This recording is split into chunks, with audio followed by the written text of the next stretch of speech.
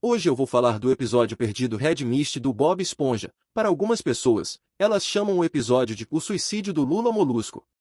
A pessoa começa dizendo que, se alguém estiver buscando uma resposta conclusiva, deve se preparar para se decepcionar, pois não há uma resposta definitiva para a situação que ela vai relatar.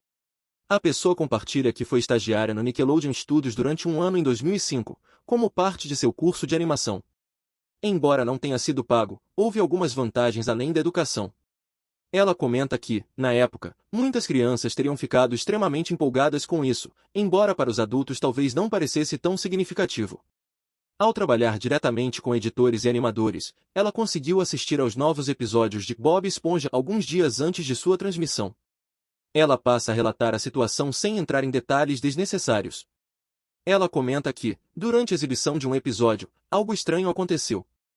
A pessoa observa que o estúdio havia recentemente lançado o filme do Bob Esponja, e a equipe estava um pouco esgotada em termos de criatividade, o que atrasou o início da nova temporada.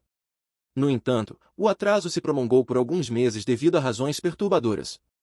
Junto com outros dois estagiários, ela estava na sala de edição com os principais animadores e editores de som, assistindo a versão final do episódio Medo de um Hambúrguer de Siri. Durante a exibição, eles notaram uma carta de título fictícia que dizia O Suicídio do Lula Molusco. Ela relata que, a princípio, eles acharam que fosse uma piada mórbida. Ela descreve como o episódio começou normalmente, com o personagem Lula Molusco tocando seu clarinete e cometendo alguns erros musicais.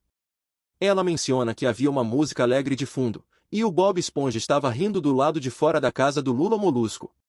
No entanto, as reações da plateia no episódio pareciam fora do comum e cheias de malícia.